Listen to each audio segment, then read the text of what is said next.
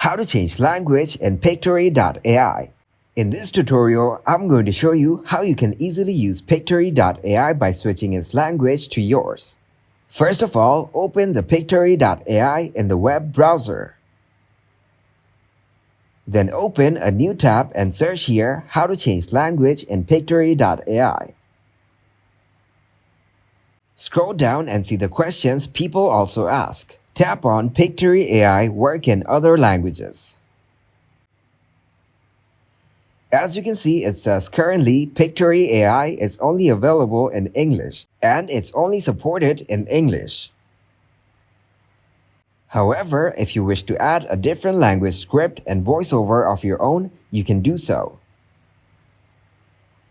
Tap on another question. What languages does Pictory support?